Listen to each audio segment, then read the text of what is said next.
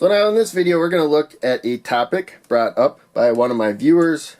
His screen name, or her screen name, is knows the way to van camp, but it's spelled very differently. And so in any case, we have a active buzzer here, and we're controlling it by the light falling on the photodiodes.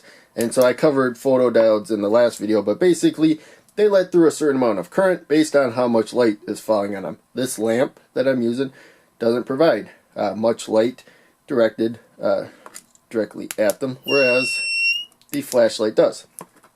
And so we'll talk about this circuit a little more. First, let's look at the buzzer itself. So here is a passive buzzer. You have to give it electrical pulses to get it to buzz.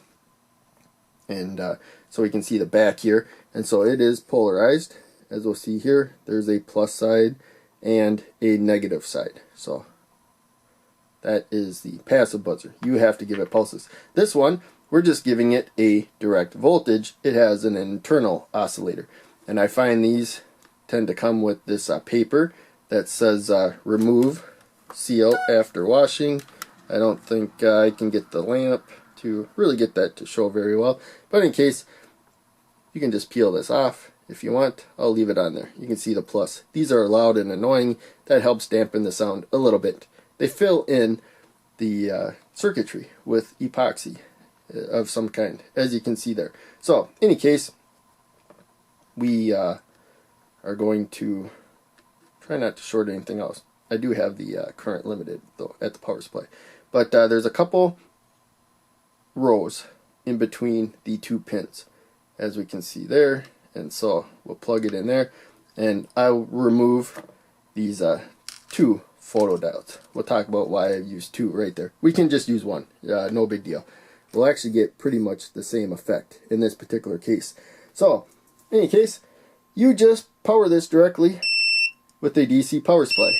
It does the rest. So the photodiodes, they conduct a certain amount of current based on how much light is falling on them. I covered that in the last video. So we want to reverse bias this. So remember, we got a couple dots in between those two pins. So the long lead, the anode, is going down towards the more negative side of the circuit there. Short lead, the cathode, is going up one row right there. And so that's it. We'll zoom back and I'll apply power.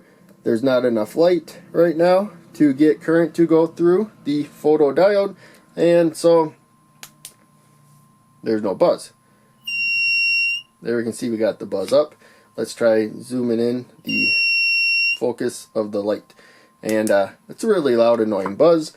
And so I'm going to try to not do it too long. So let's move this over. And I think we got about 15 or so milliamps of current. And if we put another one in parallel, then there are other factors. There's some resistance in the buzzer or whatever. We're using a certain amount of voltage. These do have a little internal resistance. So I'm finding I'm not getting twice the current, but usually I get some more current that way. But in any case, especially if you have a demanding load, that splits up the current among them and whatnot. Helps keep them cool. But in any case, you can get more current usually with photodiodes in parallel. But we have some other factors here throwing that off a little bit. But in any case, these buzzers are somewhat common in kits. And so if you find them interesting, you don't have any kits yet or whatnot, look for a wide variety of components, including the buzzers. They're actually pretty cool right there. Pretty straightforward, especially the active buzzer. And so, in any case, hope you enjoyed the video. Thanks for watching. I will see you in the next video.